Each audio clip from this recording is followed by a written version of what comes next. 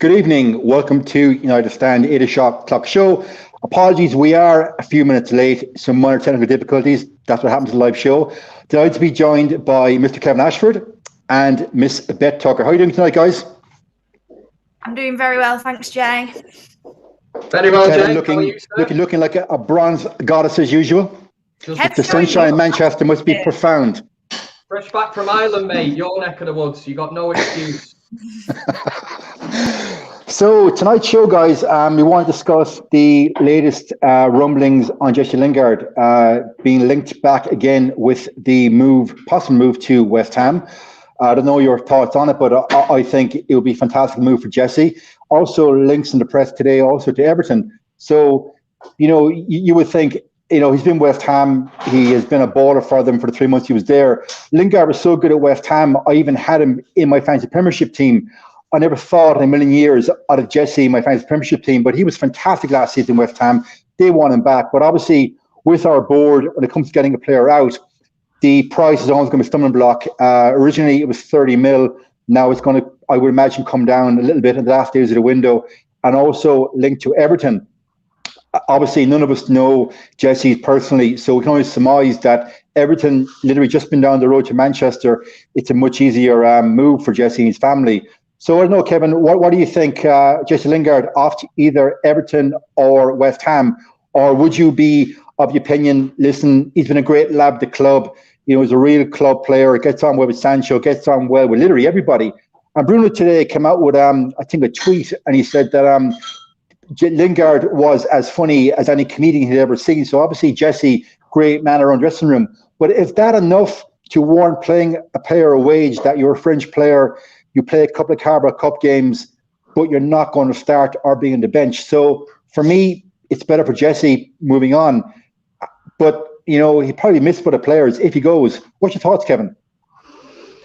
Listen, like you touched on there, he had a fantastic end to the season with West Ham. I don't think anybody could have predicted that. And from United's perspective, it probably did put about 10 million on the asking price, what Manchester United could probably ask for him. Now, we're at the stage now where Jesse Lingard, he's not a young lad. A lot of people make out he's still really young. He needs to be looking out for himself. Now, what I am impressed with is the fact that he's come back to Manchester United and he's willing to challenge. He wants to stay at the club, if you believe what he has to say.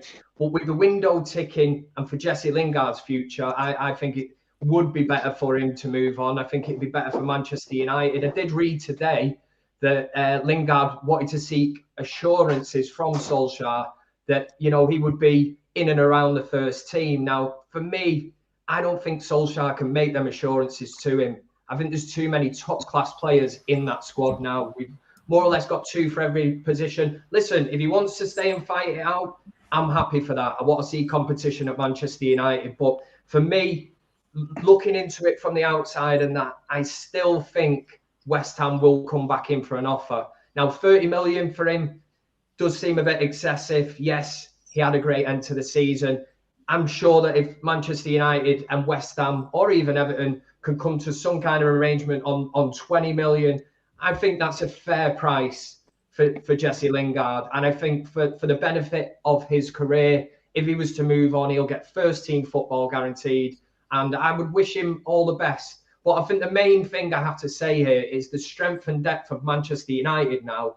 It's going to be very, very difficult for Jesse Lingard to get anywhere near that first team, unless he wants to hang around, give it a try in the Carabao Cup, FA Cup appearances. I don't think Jesse Lingard, if he's ambitious, he moves away from Manchester United for me. Best response to that? I agree with Kev. It's one of them things for Jesse Lingard. He's got to work out how much playing time he's actually going to get in Manchester United. I think it's quite obvious that he's not going to be playing first team football, especially with the likes of how we won on Saturday, and then with the likes of Cavani, Martial, Rashford to all add to that. His spot is quite limited because you've even possibly got Donny in before him. Possibly, we don't know because Ollie kind of doesn't like to pick Donny at the moment, but you could even say that. So Mata as well in there. All of these players he's kind of got to fight out with. Personally, for me, I think he's good enough to be a squad player for Manchester United. I think he's good enough to come off the bench, and I would be happy with that. But at the same time, for him, he's got to work out how much playing time he's going to get. Is it one of them where you're a bit part players at Manchester United, but you have a chance of winning something? Or is it you're the star man at West Ham and you're going to be fighting for them Europa League spots every year? It's what he prefers to do. Obviously, winning something is great. He's not going to win anything at West Ham. But at the same time, he needs to be playing regular football, because if you're a footballer, that is what you want to do. So for his career personally, I think the right decision would be to move on.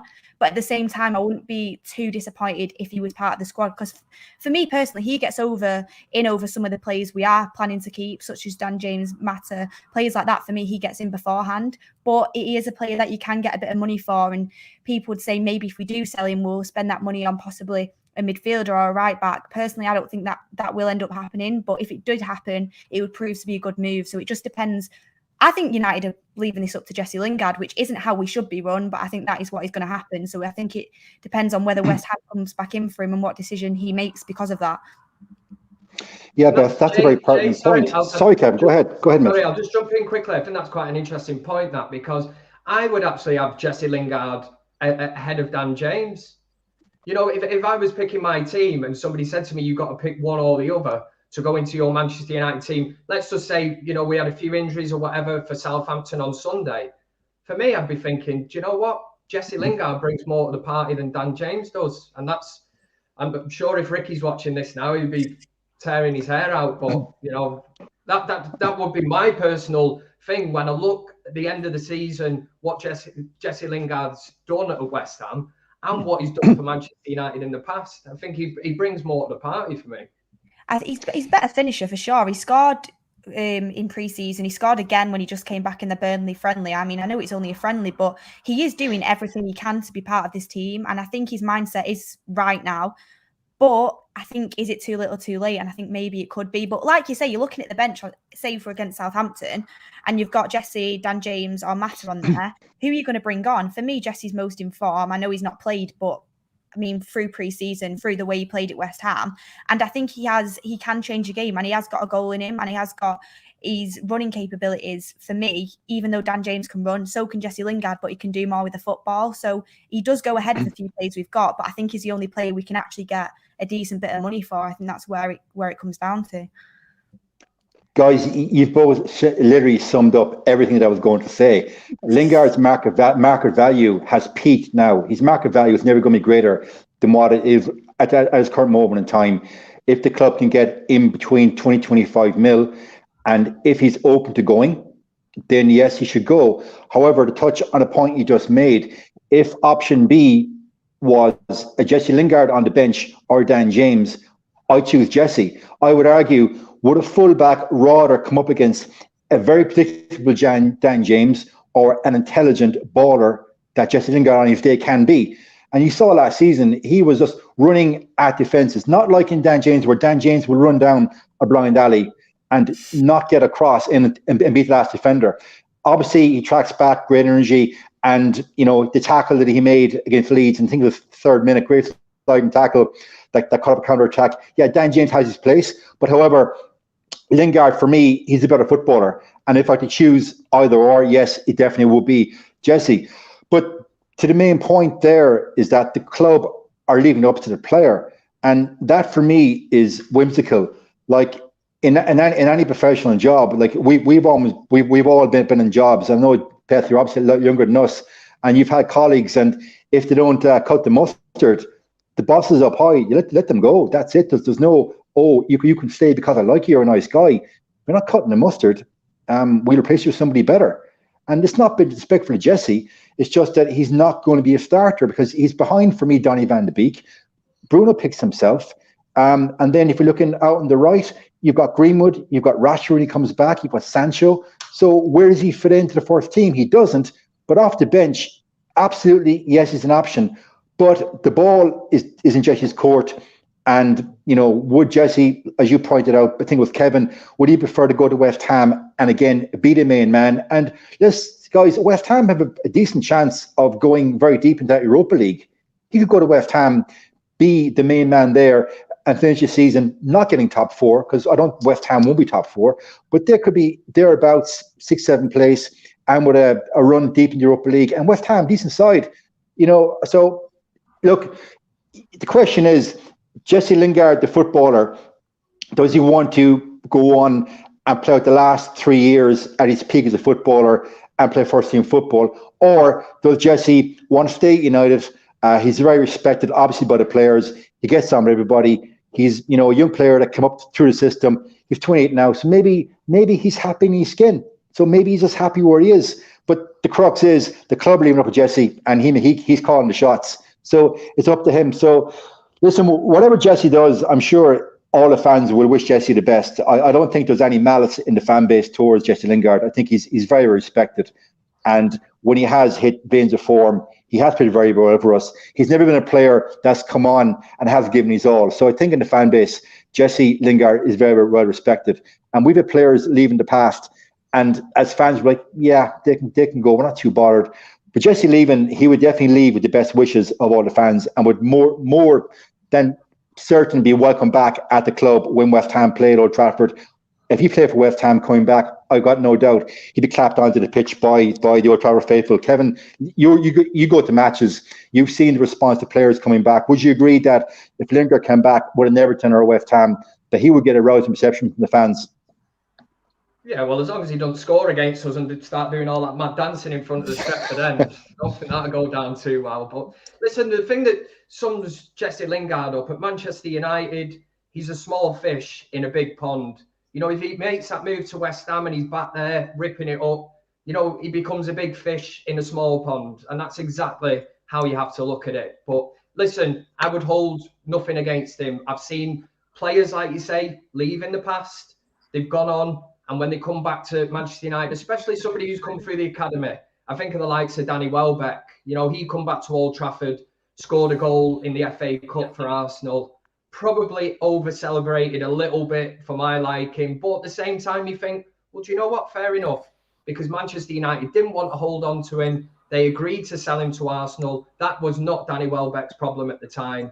And it won't be. It will be the same for Jesse Lingard. Now, if Jesse Lingard says to Solskjaer, I want to stick around, I want to try and fight to get into the squad, and Solskjaer and Manchester United decide to sell him to West Ham, it's out of his hands. It's more or less saying, listen, we don't want you. We want to sell you. And why would you want to stick around? So if he does go, he's got my blessing. I'm sure he'll have the blessing of a lot of fans, a lot of United fans. Before I come to Beth, there's a super chat here from Shakik. James still a bench player in a top 10 club, which is no use for him. Jesse is a starter in top 10 club. Jesse gains in other clubs, but James doesn't. Okay, so Sheik obviously saying there that Dan James doesn't add any benefit to going to a top 10 club in the Premiership, but Jesse would obviously. Thanks, super chat. Beth, your final point on Mr. Lingard. I was just going to say, I honestly think he might stay. I just have this feeling that he'd stay. I feel like if he was going to leave, it might have started earlier. I think it was clear at the start of the window he did want to try and stay at Manchester United. He didn't really want to go this time last year when he ended up going in January, didn't he? And I just think he might be staying at the Manchester lifestyle.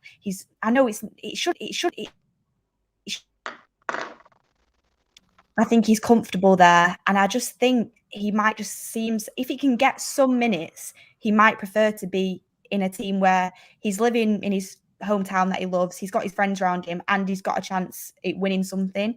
I think he might end up staying, but I think it does depend a lot on the Southampton game, whether he's even featured in that, whether he gets some time off the bench. I think someone was reporting that he was going to be called up by Ollie, maybe even for the bench, and kind of get some minutes off there. And I think a lot depends on that game, how he performs and how he is going to be part of Solskjaer's plan. I think we'll see a lot after that game, to be honest. That's a good point. Jay, sorry, go ahead, Kev. Go ahead. I would like to think that if Manchester United did let Jesse Lingard go to West Ham and they agree some kind of deal, I'm sure there's a lot of fans that would like to see Declan Rice at Manchester United. That's something not part of that deal. Obviously not, because you're going to be miles apart in the valuation of both players. But at least something written in where you say, if Declan Rice becomes available or he wants to leave West Ham, Manchester United could be the first, or the first option to talk to the player. If you have something written in there with Lingard going to West Ham, but that's just something I do. I think Kevin, you would make a very astute director of football, because a director of football that really had foresight for the coming seasons would be making that a point. But unfortunately, we've got. I said in a tweet that we still have the cast of Only Fools and Horses running the club. So I don't think they would have the negotiating skills to put that clause into a sale. But it's an excellent point nonetheless. I'm available if Man United want to give me a call. Listen. Before we move on, I just want to touch on sad news today that came out that Dennis Law, a real and true club legend, the original number 10, let's be fair, part of the Blessed Trinity statues outside Old Trafford. Anyone that's been Old Trafford would have seen Law best chart and statues, winner multiple league titles, multiple FA Cups, and of course the European Cup back in Wembley 1968. Dennis Law today came out that unfortunately Dennis Law has gotten dementia, and a lot of players that played in that era have got dementia late in life, Nobby Stiles as well.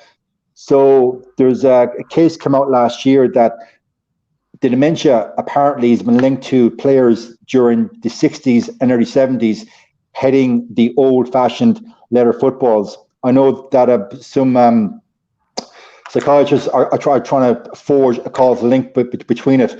I don't know your thoughts on that, Bet. Obviously, you agree that Law was the original 10, the original club legend, and it's very sad news for his family. Yeah, it's extremely sad. I think anybody suffering with that condition, dementia, I think it's a massive strain on the family. I think it's a really sad thing to happen to someone. It doesn't only affect the person, it affects the family and everyone around them. And all I can say is I wish them all the best. I really hope one day there is a way to tackle it. And it's really sad that we've not found that way yet. But I wish his family all the best. I wish him all the best. And he's had an amazing career. And it's really sad to see someone of that kind of, it's sad to see anybody, but one of our legends at the club as well to get that, be diagnosed with that condition is extremely upsetting, and I just wish his family and him extremely well, and that's all you can do in times like this. It is really sad. Kev? Yeah, I think I've summed it up really well there. It's really difficult to talk about. Listen, if you can put a positive spin, if there is anything to put on it, Dennis Law is a Manchester United legend without doubt, without a shadow of a doubt. There's a reason there's a statue outside Old Trafford for him. Like you say, this link of heading the football back in the day when footballs weren't what they were today. You know, they retained waters. It was literally like heading a punch bag and all that. The sad thing is there's going to be a hell of a lot more players from this era. And obviously he's not the first that will be diagnosed with this. And there's obviously a running trend. That is where it's come from. Dennis Law, if anything, he's high profile. The fact he's come out with this, it is anything, you know, that as fans, I mean, what can we do? It's just a horrible thing, and something that we need to kind of look into to try and find a cure for. Sadly, at the minute, there's not. It's just a really horrible thing, and especially, I mean, Dennis Law, absolute legend of Manchester United, and like I say, there's a statue outside Old Trafford for him for a reason. Let's hope he can sort of battle through this. I don't know really where to start with it, but yeah, absolute living legend. It is a sad one because obviously we've not kind of come up with a cure for it yet. So it's really sad because you don't even know where the end of the line is with it. But I just, obviously, we all wish him well and his family well. And it's great that he's not great, but he's nice. It's good that he shared. It's really brave to share it with all the fans, and everyone, all the fans can wish him well now, and hopefully him and his family are okay. Yeah, Beth, like you touched on it, that dementia is a disease that affects everybody in the family, not just the sufferer. And like, obviously, we don't want to end the show on a downer, but that's just reality. That's life. That, you know, players from that era there's a lot of players, and I don't have their names to hand right now, but at least 10 players have been diagnosed with dementia that played during that era. And back in the 70s in the NFL, subsequently in the 90s, a lot of players also got dementia, and the NFL were taken to court, and it was found that the multiple head-on-head concussions and collisions in the NFL in the 70s and 80s had caused dementia to players in their 50s and 60s. And the NFL went along then and changed the concussion protocols. And also, they no longer were players allowed to tackle head-on-head. So they actually saw, okay, there is an issue here. It went to court as a movie called Concussion, which touched on it. And I think in the fullness of time, how many more players from that era will be affected? It is sad. And it's very hard to segue away from discussing a club legend like Dennis Law. But, there's only statues of 3 players outside a club. The word legend is bandied around in sport very really now. It's almost like confetti. Oh, he's a legend. But Best Law, Charlton, they are our legends. And that can never be taken away. They're there for the end of time. Exactly. Well said, Jay. Yeah. Thanks, Beth. I'm getting teary-eyed here. It's not even my way. It's a really sad thing. It is really sad for everyone, and we're not even obviously we know him as the legend of Manchester United, but we're not even close to him. So it's just really sad. But look, obviously. Even I and even Kevin are told to have seen Dennis Law play. That was well before our time. We've already seen the clips on YouTube and whatnot. But watching him in interviews, very charismatic, very talkative, a real man's man. And so I'm so sad for his family. I know you guys are too, obviously. Obviously, yeah. I hate moving on, but it's a live show, so I have to move on. We've got a game against Southampton. What's the odds again, guys, on scoring 9 goals? 999. What do you reckon? I reckon the odds on that are pretty slim. But if we take anything from the weekend, where it was 5-1 and last time with Leeds it was 6-2, then you know what? It could strike twice. We could do it again, possibly. I think we need a little red card in there somewhere. I don't wish that on anyone, but, we might need that. But I do think United will cut up Southampton at the weekend. I really do think that. I think when they played Everton, I don't think they look great. And when we played Everton in pre-season, it was near enough the full team. I don't think they had Calvert-Lewin or Richarlison, maybe. But we seemed to do really well in that game, and we didn't have our full team either. We weren't quite up to full fitness. So I think Man United will go there, especially off the back of the 5-1. I think it's going to be a lot harder because their home crowd's in there, but I think we will get the win quite easily. And I'm going to say, to be safe, 3-1, but I think it could easily be 4-1. Okay, obviously the first game last season, we made a hard work of it. At half time, it was 2-0. And then my man, Mr. Cavani, came on and just took the piss. He showed what a proper, real world-class striker does when he's given proper service. Unfortunately, Cavani won't start the weekend. I have no question about that. He won't start. But the big talking point, obviously, guys, is our World Cup winner of 14 cup finals, Mr. Varane. And the very fact that he didn't start in the behind closed doors game to partner Harry Maguire, I have my reservations that Solskjaer would start him against Southampton. I want him to start. I think he should start. But, and again, I have to do this with my pundit's eye, not my fan's eye. Lindelof against Leeds, he wasn't bad, got an assist. He was 6 out of 10. That was me being harsh because I judge players harshly. So will Solskjaer break up that partnership against Southampton? Kevin, what do you think? I honestly do not think he will. I think it'll more or less be the same as it was against Leeds. I think it's that old saying as well. If it's not broke, don't fix it. Now, don't get me wrong. He's not signed Varane, the World Cup winner, to come to Manchester United to play second fiddle to Lindelof. We all know deep down, it doesn't take a football expert to know that Varane is a total different animal to what Lindelof is. But saying that against Leeds, I thought Lindelof did really well. His assist for Bruno Fernandes, fantastic pass. Didn't think he really put a foot wrong. But you go into the Southampton game, do you throw Varane in? It's Southampton's first home game. Do you throw him into that match? I don't think he will. I think possibly he might wait for a home game.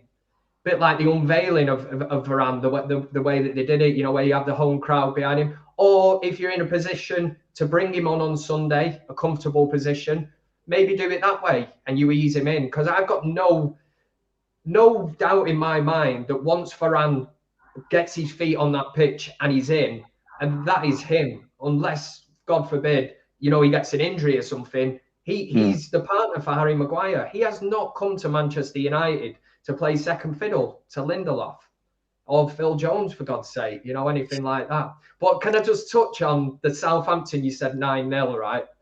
I moved into this house over a year ago. My next door neighbour's a Southampton fan. So when I first moved in before the Cavani one, he said to me, I got talking anyway, he's Southampton shirt on. So he says, Kev, he says, if you hear me shouting, at the weekend when Southampton score, really, really sorry. So I said, no, you're all right, Bill. Likewise for me. So it's 2-0 at half time, obviously. We win that one 3-2. And then the return game, same crack again outside. You hear me shouting outside, through the walls. Don't worry, I'm a Southampton fan. 9-0. 1 week it took me to bump into him in the street. Every time I come out, he'd turn left, he'd go the opposite way. Bill. But 9-0. What are the odds on that again? I would have been screaming through the wall. Yeah. I'll let him know, don't you worry. Oh, poor Bill. I actually feel for poor Bill. He heard you scream your head off. And he probably hears you scream your head off regularly. But the 9 goals against the beloved Southampton team. I didn't realise there was fans of Southampton in your neck of the woods. I'm actually surprised. I'm surprised as well because he's not even from Southampton. Right, really, to being a Southampton fan. Sorry, Beth. Sorry. It serves him right for being a Southampton fan. Well, Bill, if you're ever watching, best look on Sunday. It'll probably be 5-0, but enjoy the game anyway. And Mr. Ashford will scream his head off. So, Beth, your take on the centre-back partnership for the weekend? Personally, for me, this is just my personal opinion, and everyone would handle it differently because I was having a conversation with my dad about it today, and he thought different to me. I would put Varane in now. Personally, I would. I think it's one of them situations where you've bought Varane. He's a world-class centre-half in my eyes. Why isn't he starting if he's available to start? I mean, I know Lindelof played well, and he did. And I said that at the game. I thought he played excellently well. One of the best times I've seen him, honestly, for me. The way he covered across Maguire was great. But Maguire isn't getting dropped. He's Man United's captain. He's never getting dropped. So someone has to be. And unfortunately, it is going to be Lindelof. We've not brought Varane in for him to sit on the bench until a mistake's made. We've brought Varane in to make that centre-back partnership better because we know it's not good enough to win the league. It was one of the reasons why we kind of ended up falling off last year is because all of the defensive mistakes we were making. And I just think, why would you wait for something to happen rather than just do it now? Because he is going to be the centre-back pairing eventually. I mean, it might sound harsh. And I wouldn't sit there, and if he wasn't on the team sheet of the weekend, I wouldn't sit there and be like, oh my God, why hasn't he done that? I would understand it because he did have a good game. But for me, I just don't get why you wouldn't. To see Raphael Varane on the bench, for me, I would be like, why is that happening? It's like, you've got a better player there, so why aren't you playing him? I think the same with Sancho. I think Sancho has to start.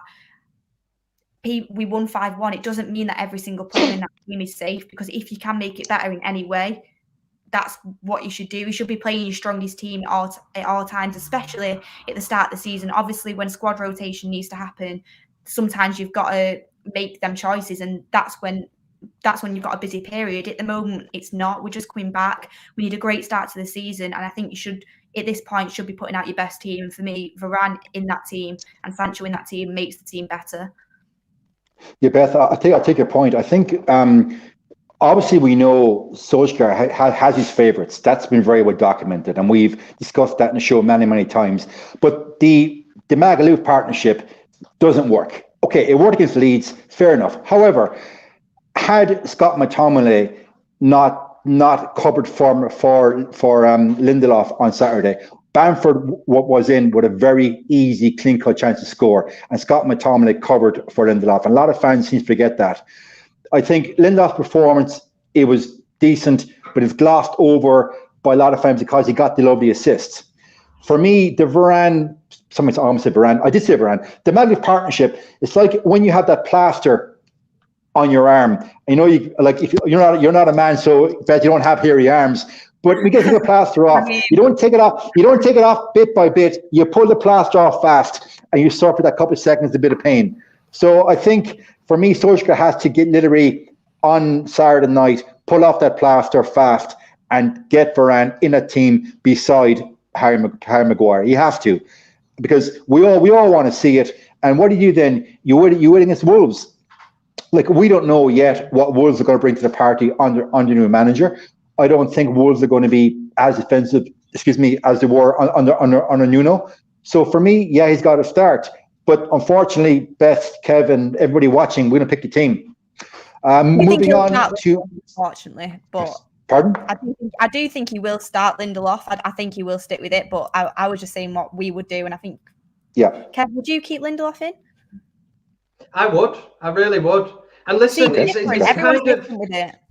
It's a strange situation. It's easy for us to say, right, you start Varane, he has to go in, right? We don't know how up to speed he is. When's the last time he played a competitive game of football? So from that aspect, it's up to Solskjaer and Carrick and the team to assess him in training and go, is he up to speed? Because we know what Premier League football's like. You know, it's 100 mile an hour. It isn't La Liga. I'm not saying it's going to take him ages to adjust, because he's a top draw centre half. But, you know, to throw him in, look at the likes of Evra and Vidic when they first come to Manchester United, hardly hit the ground running. There was some people looking and going, what has Sir Alex Ferguson done here? Who are these two players that he's brought in?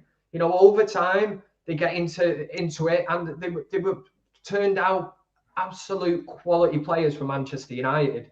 But with Varane, you have to look at it, because if he throws him in now on Sunday, and again, God forbid, if he gets turned inside out and Manchester United lose and it's down to Varane, I don't know, a defensive mistake, then we'll probably all be here saying, well, why did he start him? He's obviously not ready. What did Lindelof do wrong against Leeds? He should have started Lindelof. Why did he change it? You know, but well, then if Lindelof makes a mistake, it's the other way around. So. Well, then, yes. Why didn't he start Varane? But that's the beauty of being a fan of any football club. It's all about opinions. And Kevin, like, normally you and I seem to have a similar mindset, and we agree. But in this, we don't agree. But your point is interesting. Like, the very fact that Varane didn't play against Burnley in the behind closed doors game tells me that Solskjaer and the coaching staff see that Varane isn't yet up to speed. And of all the partnerships on the pitch, your centre back partnership has to gel. And for it to gel, it needs time. Like Vidic and Rio, arguably the best centre back partnership we ever had. Now, I know Steve Bruce and Gary Pallister was something different. And let's be fair, that was a great partnership in the 90s. So that's open to debate. But a centre back partnership has got time to gel. And then the question is, with Varane beside Maguire, as we know, Varane with Real Madrid was used to playing a much higher line. And he'd almost dare the centre forwards and midfielders to run at him. He's like, come on, run at me, because I'm just going to run back with you and clear the ball anyway. So is it the fact that Varane, he's going to come in, and will he be stranglehold into sitting back and tucking in beside Harry Maguire? Because Harry Maguire, he's your typical big physical stopper block centre half. He likes bringing the ball from the back, but he doesn't like playing a high line. So maybe Solskjaer is looking at that as well. It's just a point to discuss. It is. I think it all will be revealed in time on what the plan is. I think Maguire and Varane will complement each other extremely well. I mean, you can't expect it to happen straight away. You can't expect it with anyone, even though they are both great centre halves. The partnership fully is not going to be there straight away. It does build over time. But when they've built that centre back partnership, I think it was going to be one of the strongest in the league. And I've seen what Varane can do. I mean, a lot of people since he started coming to United, since he signed for United, he's past it. Real Madrid don't sell good players. All this nonsense. He's absolutely. Sorry, guys, my mic keeps going off again. But he's a great centre half. His speed, hopefully, Maguire will be okay in a higher line, and I think it will push us up the pitch. And I think it will help us against low block teams as well, which is something that we massively struggled with last year and was another reason why we ended up dropping off. Well, Beth, we have the perfect example on Sunday against a low block team. So let's move forward to our midfield. Right, Jay, can I just mention something quickly? Of course. Go ahead. I've just seen now, I don't know if anybody knows, but I mean, the chat's been asking us to talk about it, but breaking news from Daily Mail. Aaron Wan-Bissaka has been charged with driving his Lamborghini while disqualified and without insurance. The maximum penalty for driving while disqualified is 6 months in prison, but can be subject to community order. With that news coming out of the press, will Wan-Bissaka even start on Sunday, or will it be Dalot? Will we end up going for Trippier? Like, what is actually going to happen with that? Because that is quite a big news story. And when something happened to Harry Maguire, we saw how much distress that caused. So what impact is that going to have? Okay, the joys of doing a live show on a Thursday night. Breaking news: Aaron Wan-Bissaka has allegedly been involved, and I use allegedly because I haven't seen the story. I don't know the full facts, so I'm going to say allegedly involved in a driving misdemeanor. So Kevin Ashford is going to go check in now as well. It's a strange one. We saw after Harry Maguire got involved in his fracas in Greece, Harry Maguire didn't play well for us until the following January. For me, and I flagged him off many shows, from August right through to Christmas, Harry Maguire was having stinkers, and I was calling for him to be dropped because he had a court case looming in Greece. His head wasn't right, and he was making mistakes on the pitch. So that's a very good point now, Beth, that you raise. Aaron Wan-Bissaka, with that issue, will he start the weekend? And if not, shall we start Dalot? Kev? Listen, footballers live in a different world. If that was me who was caught in a car, right, I'd be straight to prison. I'd be doing that 6 months. There's a different level that footballers and people in the celebrity world, the contacts they have. Wan-Bissaka is not going to prison, right? That is the headline tomorrow because it will sell newspapers. It'll be 6 months, Wan-Bissaka prison. You know, that is the worst case scenario that you can get. He's not going to get that. We know he is not going to prison. He's not going to be doing bird time.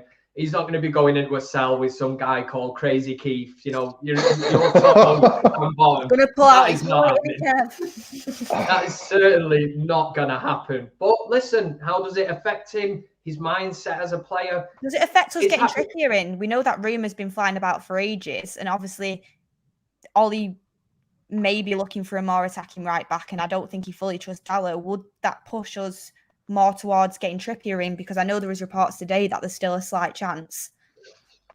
Depends on the fee, doesn't it, for Trippier? Fantastic player. Probably age-wise, when you're looking, you know, are we looking at cover for Wan-Bissaka? You know, is it, or somebody to genuinely challenge him? Because if Trippier comes in, I thought he was fantastic for England in the Euros. Set pieces, getting forward, getting back. That was me only one criticism on Sunday of probably Wan-Bissaka is that he didn't get forward. That was my criticism as well.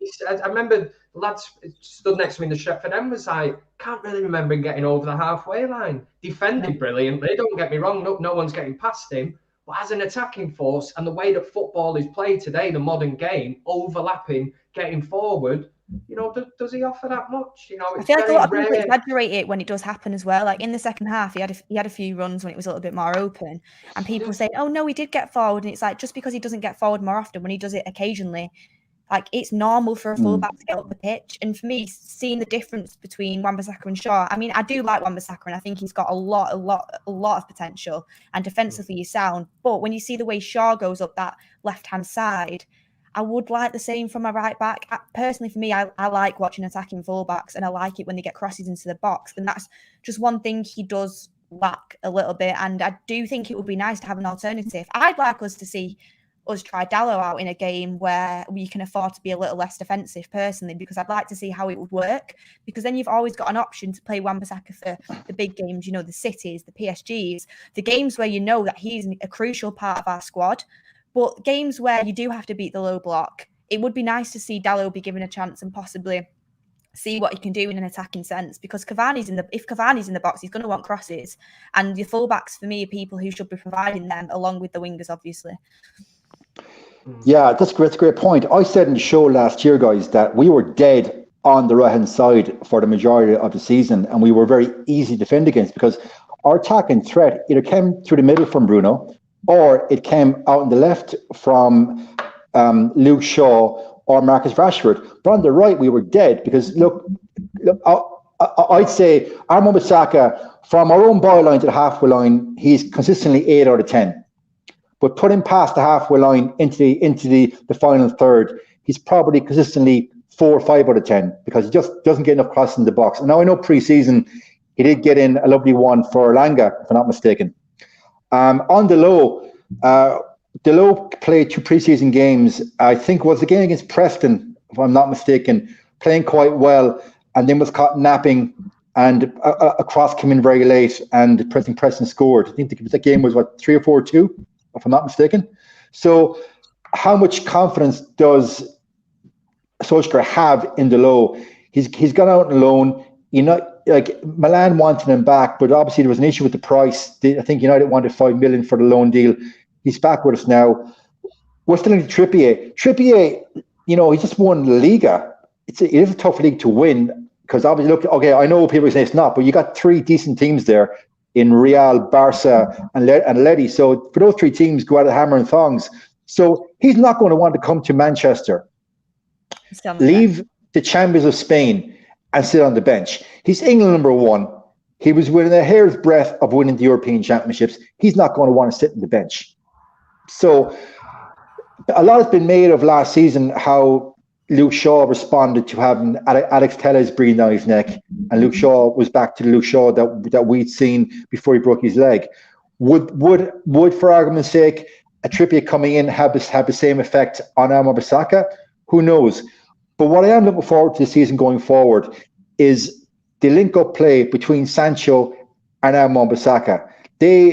I already said about Varane and Maguire having their synergy and their link-up, but your right back and your right winger synergy between Sancho and Armand Bissaka over time, I'm looking forward to that. The last time we had a proper winger and right back linking up was back with Beckham and Gary Neville.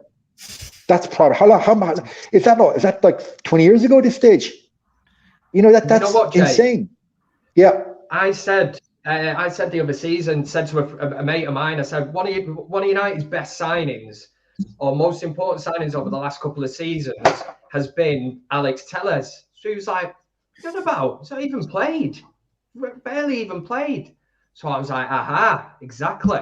But look at Luke Shaw and the performances, because that has given him the boot up the arse that Luke Shaw needs. And look, it's testament to Luke Shaw as a player. We always knew that he had that in him and he could put in them performances. But signing Telles has given, Shaw extra something to think about. He's got somebody to challenge him for his place, because otherwise he's rocking up every week. Yeah, you're left back, but now Telles is there.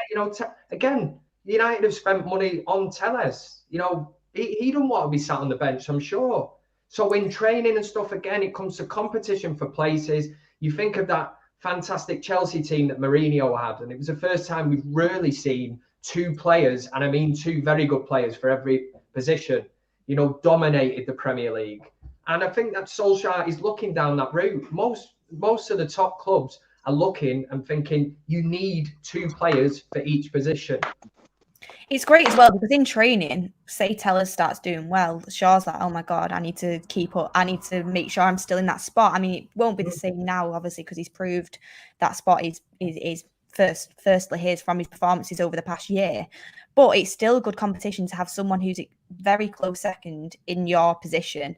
It makes you every training session you want to give everything, and obviously that's automatically going to make you improve a lot quicker as a player. So I think it was a great decision. That's why I am kind of in favour. I hope Dalot can be that competition. I'm not sure if he is though, and that's why I would be in favour of somebody coming in that can challenge Wan-Bissaka, because I think with Sancho he could come out of his shell a lot more and we could see him improve his attacking ability. And I think he did start to improve it towards the end of last season, to be honest, and I do think there is room for improvement.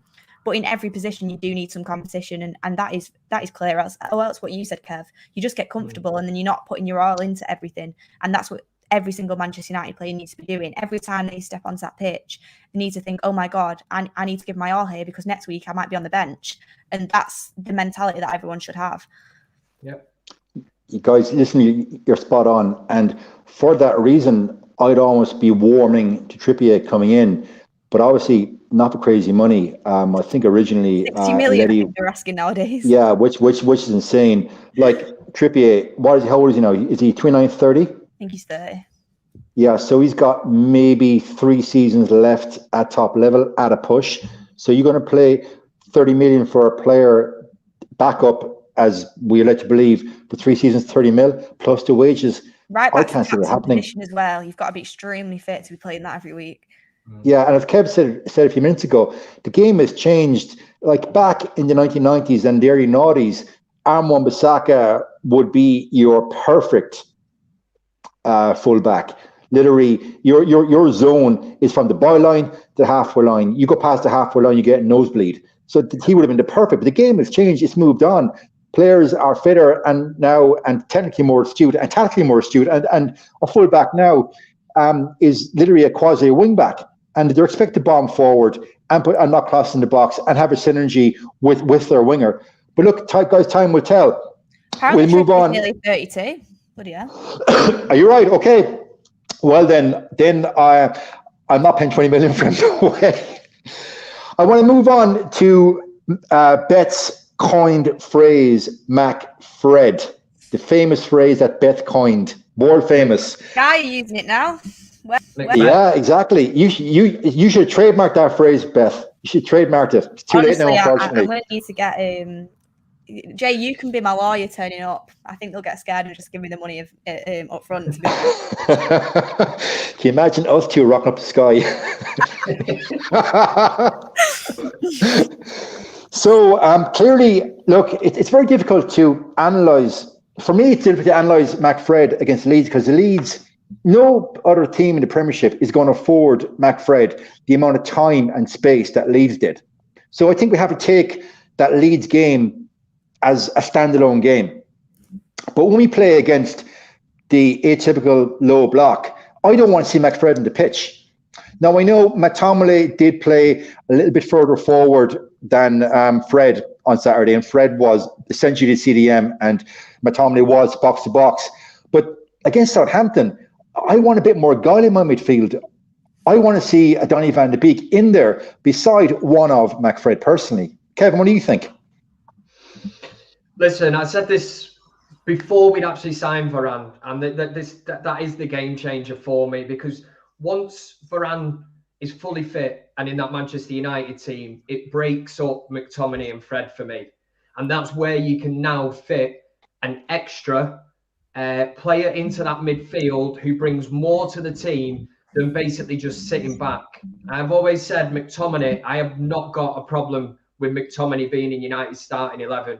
I think he brings pace, he can tackle, he's intelligent, he can pass a ball, chips in with a goal now and again. Don't get me wrong. He's got a great strike on him though, hasn't he? Yeah, he's not prolific, but he'll run through brick walls for you. You know, you think of the class of 92 players like that, you need that bit of grit. You know, Nicky Butt wasn't technically the best player at Manchester United, but you surround him with the right players and tell him to do his job, he will do it. So this is where I see Fred maybe being phased out a bit, because you have Varane and Maguire as a centre-back pairing, two players that are, comfortable on the ball, can carry it into midfield. It frees it up then, and you can fit then a player in who's a bit more committed to going forward than Fred and McTominay. Because in theory, you're wasting two players playing the same position. So yes, Donny van de Beek, Paul Pogba, Bruno Fernandes. These are the players you want to see on the pitch at Manchester United, the players that can make things happen. I've seen loads of people, and they were tearing their hair out at the weekend, the Leeds match, at the thought of McTominay and Fred being in midfield. But at the same time, it's like, well, you knew he that's his go-to too, that he trusts. And I listen, the McTominay thing, it does get me, because he puts in the performances for Manchester United. He's come through the youth academy. That does not give him a free ride or anything, but I'm saying he gets what Manchester United's about. He doesn't have a silly haircut. You're not going to get any shit interviews, any of this Zlatan crap, or anything like that. He is not going to upset the apple cart. He's not going to moan when he's not in the team, anything like that. He just goes out and he'll do his job. You put the right players around him. He's shown against Leeds he can do all that dirty work. So for me, McTominay is definitely ahead of Fred in my pecking order. With McTominay, for me, I thought in the Europa, I've not been a great fan over the course of last season. I think he's a good squad player for us, but in the Europa League final, I thought he was one of the only players that showed up, and I thought he played really well. And in that Leeds game, I'm watching it in the stadium as well. I think you see a lot more off the ball stuff, and I honestly thought he was one of our best players, along with Bruno, Pogba, and Greenwood, for me personally. And the reason being is I do think, watching him, he does have attributes that you would like in a Manchester United player. He's great off corners. He's great defensively off corners. He's got a good tackle in him. He's got a lot of energy. He is intelligent, I think, with his movement and where he covers space. And he can get forward as well. But the reason on the Leeds game why I think he looked better than when I usually watch him is because he was allowed that freedom to kind of go forward. I think when he's just put in front of the back four with Fred and doing the defensive duties, I think it can make him look a little bit immobile, and his passing can be iffy when pressure is put on him. And they're the times that we've seen him in over the course of last season, because he was mainly sitting in front of the back four. He wasn't having the abilities to get forward. And when he does give him the freedom to get forward, like in the Leeds game last year, in the Leeds game this year, I think you do see a different Scott McTominay. I do think he could be a great squad player for us because he has got the mentality and he will run through a brick wall for you. But I just don't think he can start in the position where I think he's best, which is a box-to-box player, because I think you've already got Pogba who's going to start in that position, hopefully, if we do get a CDM in. But then again, if Pogba is playing on the left wing, that position is Scott McTominay's at the moment. So I think it just depends. But for me, Scott McTominay is a great squad player, but I just don't think he's the CDM that everyone's trying to push him to be. I'm going to move it on, guys. Let's assume that we don't get a CDM. Let's just assume that we don't get nuclear scenario. We don't get a CDM, and we're left with Matic, Donny, Fred, and McTominay to share the two spots. Solskjaer is going to pick McFred 9 times out of 10 over a Matic and Donny. That's just reality. That's just what Solskjaer's philosophy. Personally, for me, when Varane starts and you're at home at Old Trafford, I don't think you can play McTominay and Fred in the sense where he did last season, which was defensive cover and practically making it about 6. You have got to he's either going to have to play Fred as a holder and let McTominay get forward a little bit more and have a little bit more freedom, or he could even play McTominay and Van der Beek at home at Old Trafford when you're going forward and trying to get on the attack. I just don't think it's acceptable to play 2 CDMs in the same way as he did last season when you've got Varane at the back. And that's where Kev's point came in before. He is going to have to change it slightly now, whether it is still McFred and McTominay's given more freedom to be box to box, or Donny starts getting shouts, Pogba moves back into the midfield. It's got to be one of them scenarios when Varane does come into the team, or else it would be a waste of 2 positions. And that's where he's got to take the gamble. That's where he has to take the gamble this season, Solskjaer, because the form at Old Trafford last season was woeful against teams that you would expect Manchester United to go out and beat. And listen, fans at grounds, so Matt Busby said, football's nothing without fans. You know, the weekend made me realise that being at Old Trafford, it is something special. You know, them fans are the 12th man. They will cheer on that team and that. Yeah, I forgot what I was going to say there. I'll bail you out here. Look, I haven't been at a game at Old Trafford since 2018. I went over just to see Bastian Schweinsteiger play because he's one of my favourite players of all time. I love Schweinsteiger. Unfortunately, we got him too late in his career. Yeah. But anyway, that's by the by. But the Old Trafford faithful, they won't stand for playing the 4-2-3-1 with 2 CDMs. The shouts of attack that were synonymous with the Louis van Gaal era, I can see that coming. If Solskjaer continues with that philosophy, the Old Trafford faithful won't stand for it. He's going to be under a lot of pressure from the fans to go on the front foot and to actually go and take game by the scruff of the neck. So I take Beth's point. Definitely against Leeds, Fred was, for a lot of the game, the sole CDM. Scott was more box to box because Paul Pogba, it seemed to me, was given license to drift in from the left into midfield, and it almost seemed he was like in a free role. Would either of you guys be adverse to Pogba on the left and having that free role to roam into the midfield and into the 10 position if the game dictated it? Kev, do you want to go first, or do you want me to?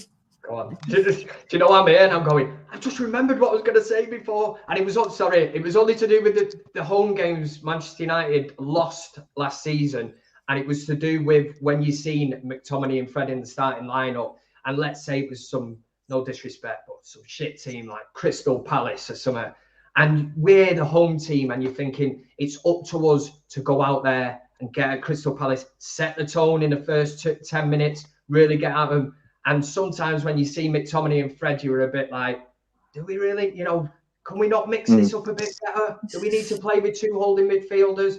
And we lost a hell of a lot of stupid games last season. When you consider we didn't lose a single game away from home, went a whole season undefeated on the road, it's quite unbelievable to think that the home form was really bad. And I just wanted to say that fans, I think this season, Old Trafford, we have to make that a fortress again. If we get the home form right and counterbalance that with the away form, we should be in the mix. I think Ollie knows he can't go that defensive this time at home this season. And I do think he will play in a more attacking brand of football. And I'm hoping it wasn't just because it was Leeds. I'm hoping that kind of attacking style carries on throughout the season. And Jay, just on your point about Pogba there, I like him on the left, and I like the fact he had that freedom to drift in. I think that's why he made such an impact on the game in an attacking sense. But looking at it from over the course of the season's perspective, you've got Rashford, you've got Sancho, you've got Greenwood, you've got Cavani, you've got Martial. And they're all for just the forward places. Never mind Dan James and Ahmad and whatever. I know Ahmad's probably going to go out on loan, but you've also got other players that are kind of waiting for their chance as well, even Lingard possibly still. And with Pogba, I feel like you would have to find a way to move him back into midfield when you've got all them attacking players, because let's be honest, Rashford's best position is left wing. He can't really play anywhere else. When Rashford's on form, he gets that left wing spot. So you need Pogba in the team because it's Pogba and he's a great player. So people would say it's shoehorning him in. But Ollie's going to have to find a way this season when everyone's back to get Pogba back into the midfield, but also allow him that bit of freedom as well. And it's going to be a hard thing. And this is why we should have bought a great out-and-out CDM, because that could have helped that massively. Could have helped it massively, because at the end of the day, it's all well and good seeing Pogba on the left at the start of the season, being able to create these assists. But when these attacking players start coming back, what are you going to do? You're going to bench Rashford, Martial, and Greenwood possibly. All of them three are going to be on the bench. They're not going to be. So he's going to have to kind of figure out what he's doing with the team and what he's going to do with Paul Pogba as well. Pogba was just doing his job, according to Graham Souness. That's what he gets paid for. Yeah, because apparently 90 million doesn't buy you very much, but it should buy you 4 assists a week. Look, I've been a staunch critic of Pogba, and I've been critical of any player that underperforms. That was arguably one of his best games for the club, and I just hope he can do it on a consistent basis. Obviously, he's not going to get 4 assists every week. If he gets 1 or 2 assists a week, well, then there's definitely an argument to be had that Paul signed a goddamn contract. He's not got a contract of 400,000 per week. Is he worth that? That's another question. But if that contract he's been offered is true, he signs it, then that blows apart our wage structure. What Bruno want to get? If we bring in, for argument's sake, a Haaland next season, what will he want? So if that contract is signed, our wage structure is obliterated. Kevin, what do you think? It is, but Manchester United have played themselves into this situation. This contract should have been sorted ages ago. I've always said, man, getting back into bed with Raiola, you lie down with dogs, you get fleas. It's as simple as that. They've done it again. They had to do it to get Pogba back at Manchester United. They've let this contract tick down, and now you're at the point where you're going to lose him within a year unless you offer him what he wants. If you offer him 450 grand a week, let's say, and we all think that's mind-boggling. We can't understand how anybody can earn that kind of money for kicking a football around the pitch. But at the same time, if you let him go next season, he walks away for free, and then you've got to replace him with a player that could potentially cost you 90 to 100 million. And that would be the 90 to 100 million would be Pogba's wages over that new 5-year contract. They're going to offer him, aren't they? You've just persuaded me into thinking it. They have to. They have to. But United have got themselves into that situation. Don't forget, guys, he's on 375 a week. Yeah, he is, and that's the issue. And also, the piano player who I won't even mention his name because he was the worst signing we ever had. That's even including Kyberson and Jimba. The piano player was on close on 400,000 per week. But my theory on it is this: the club don't want to ruffle Riola's feathers because they want to sign Haaland next season, and they are doing their damnedest not to put pressure on Riola, not to put pressure on Pogba, so that they can get a run at Haaland next season. Buy clause is only 75 mil. So I think they're playing the long game. And personally, that's my belief. I just think it's a difficult situation. I think we're definitely going to offer him that contract. And when you look at it in the grand scheme of things, obviously it's a ridiculous amount of money, like Kev said, for a footballer to be earning. But he has been at the club for a long time now. De Gea's on 375 and arguably he's not even our first choice keeper anymore. You've got to look at, and again, you're going to have to spend a lot of money to get another player in of Paul Pogba's calibre to replace him. So when you look at all them factors, I think the easiest option for Manchester United and the best option for them, and if they're thinking about money as well, which they will be doing, is to offer Paul Pogba that contract. And when you're Paul Pogba, you think, well, then I'm earning what I want to earn because I think that's what his agent is requesting. I'm not going to have to go to a team that, for me personally, and I think Pogba's intelligent enough to see that La Liga's on the downgrade. I don't think Juventus are the same club as what they were. Where the only place he could possibly go is PSG, but then PSG have just spent, they've just got Messi, they've just got all these other players in. I think PSG is our only competition when it comes to Pogba, because where else are you going to go that's actually got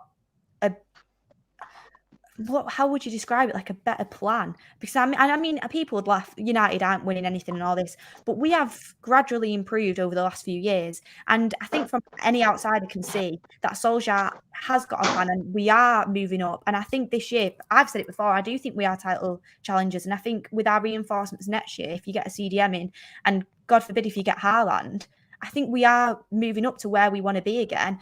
And for Pogba, Varane's just joined, world-class signing. You've got Cavani there. Yes, he's going to leave, but if you get that replacement in, you've got a great striker. Bruno and Pogba's relationship's amazing. Bruno's playing out of his skin at the moment, and he's proved to be a great signing. Sancho, a great young right winger's just signed. I think it is an exciting team to be in, and I hope he does see that. And if the money's offered, then I think he will sign the contract, but we'll just have to see. Yeah, obviously, this story will run and run and run. Obviously, we've been going through the 11 for Southampton. Bruno picks himself. We're not going to get any debate on that. So up top, for me, it's got to be Marcus Rashford. Obviously, Bruno and Pogba got the plaudits on Saturday, but Marcus Rashford had a phenomenal game. His movement off the ball, the way he now can create space for himself and make these diagonal runs across centre back and create space, very, very impressive. So Bruno picks himself, and I'm sure you'd agree with that, guys. Absolutely. Yeah. Which leaves finally our right wing. I think I can speak for everyone in the fan base. I want to see Mr. Sancho start on Sunday. He's got to start. He's got to start. Come on, guys. He's got to start. Yeah. If Dan James starts against Southampton, I will literally be tearing my quiff out. Just to let the guys know, Jay meant Greenwood before, not Rashford, when he was talking about. Sorry, I meant Greenwood. Sorry, I meant Greenwood. It's been a long day. It's been a long day.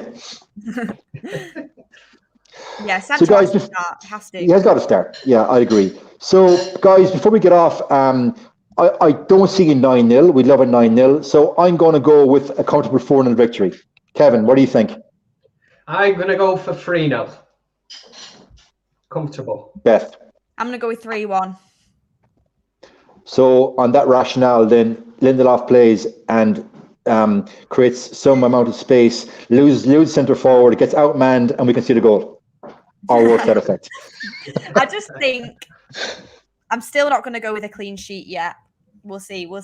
I'm going to go 3-1 to be safe. Not being too, getting too carried away with it.